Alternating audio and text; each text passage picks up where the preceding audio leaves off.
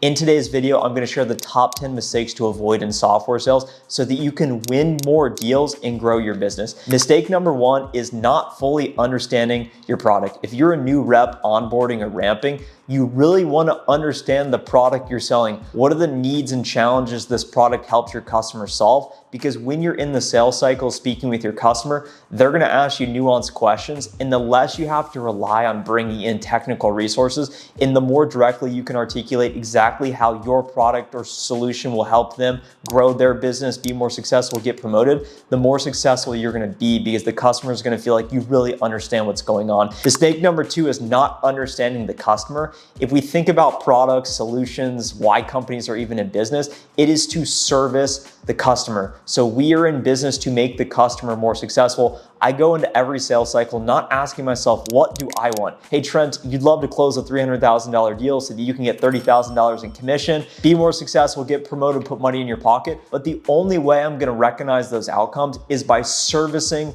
my customer. So I wanna understand who is my buyer persona, what is their title, what do they care about, what are their pain points, what are they focused on a day-to-day basis. Think about if your buyer persona was a sales rep, so you can start to empathize with the buyer persona. You as a sales rep, your pain points are generating pipeline, closing revenue, winning deals, developing as a rep. So if I were to sell you a product, I'd say, hey, I'm gonna help you achieve all of those outcomes and more. And that would be an example of really understanding your customer. Mistake number three is not having a clear value prop. Imagine you get in an elevator. They always say the elevator pitch, but if you're truly on ground floor number 2 and you're going down to ground floor number 1 and you have your customer in the elevator with you, would you be able to succinctly articulate a value proposition that's cohesive, that's concise, that makes sense, and that they can understand?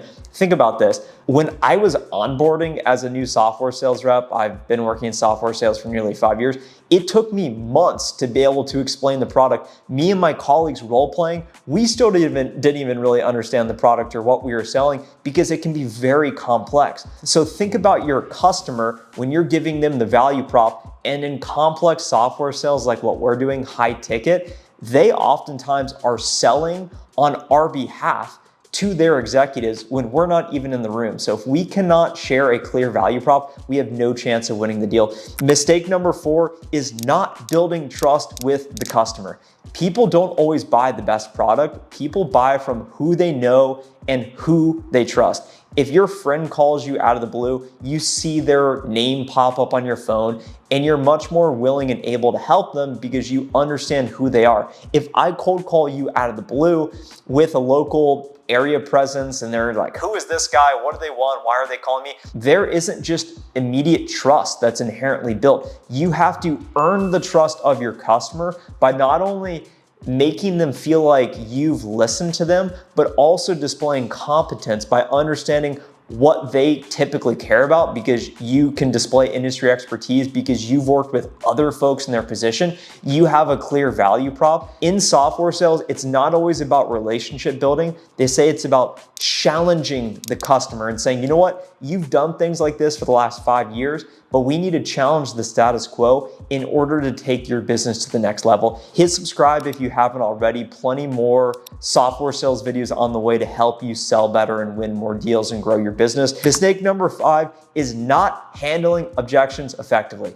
You'll handle objections as it relates to making cold calls, trying to set up meetings with customers, and also throughout the sales cycle. The more proactive you can be in sharing all of the value and transparently up front, the more you're gonna be able to hedge against certain objections, but you need to be able to think and act on your feet so that when your customer says, you know what, we're actually under contract for another year, we have no budget. Well, we're not asking for any money today. Let's just set up a brief introductory conversation, understanding the different challenges they may be facing. Hey, so I need to speak with my executive committee. The president of the company is going to be in the room. I really just want to make sure I fully understand what we're selling. I'm not sure I'm quite clear on how this is truly going to improve the business. Let's talk about that. You're going to hear objections, and these are red flags. So you want to call them out. You want to make sure the customer feels heard, and then address it promptly with a solution-based response.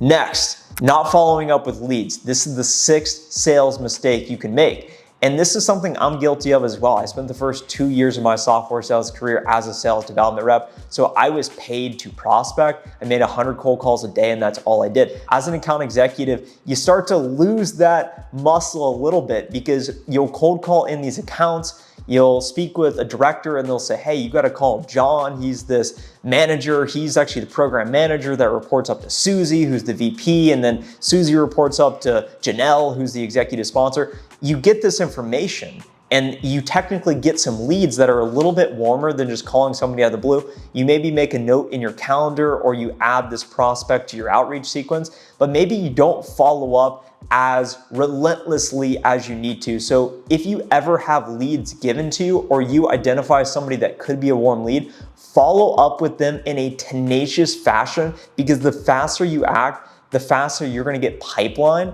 and the more deals you're gonna be able to work so that you can win more deals and grow your business. The 7th mistake is not offering a clear call to action.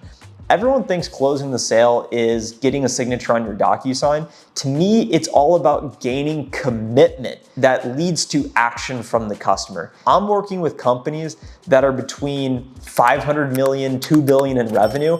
So there's multiple stakeholders I need to work with. And it's not just let's get on a call. Hey, I'll send you a contract. You ready to sign today? We're selling tens of thousands, hundreds of thousands of solutions. So it's all about advancing your customer in the sales cycle from that initial discovery to a solution presentation, to negotiation, to, hey, what other stakeholders do we need to bring in? And it's all about asserting a clear call to action, because the number one reason why deals are lost is because the urgency, the commitment of, hey, we're gonna go do something is lost. It's moved from this explicit, we have to do something, to more of an implicit need. So you always wanna make sure you have that next meeting set up on the calendar to improve your odds of closing more deals. The 8th mistake that you must avoid is not setting realistic expectations with the customers. A lot of reps say, yeah, we can do it. You hear the customer ask a question, you're like, of course, yeah, we can do that. And then all of a sudden you get an implementation with them and they're like, hey, I thought you said we could do that. And then all of a sudden you're in a spot with your tail between your legs, and it's not a good spot to be in, because you lose trust with the customer. They're less likely to do business with you in the future. You may lose the account, which results in churn, which isn't good for the business. So you always want to set realistic expectations. I am looking to disqualify the customer as fast as possible because my time is incredibly precious. I have a $216,000 quarterly quota. So if you don't have money, I'm gonna disqualify you. So I'm gonna set a realistic expectation. Look, hey, this solution is gonna cost at least $10,000.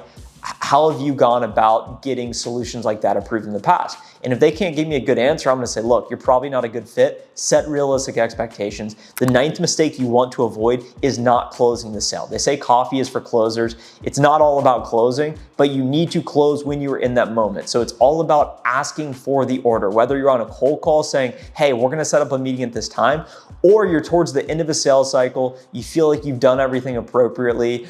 In more transactional sales, you can be super aggressive. Hey, where should I send the materials to? Let's close the deal. In these more complex sales, it's not all about, hey, let me draw a line in the sand and close immediately. But when you get to a point where you feel like you've built all the value, I typically like to say, look, next steps in our process is getting a contract reviewed and signed.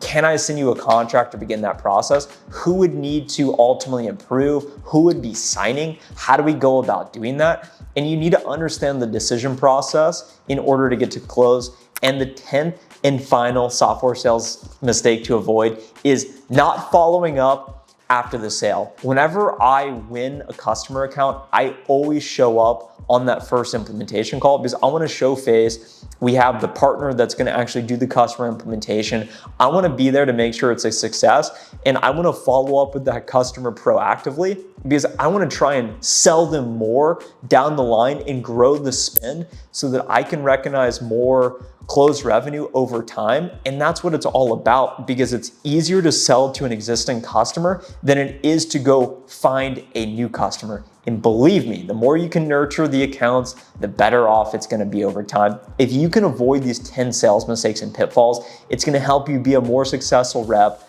win more deals as we talked about, and grow your business as a result. Subscribe to the channel if you haven't already because it really helps, and I'll talk to you in the next video.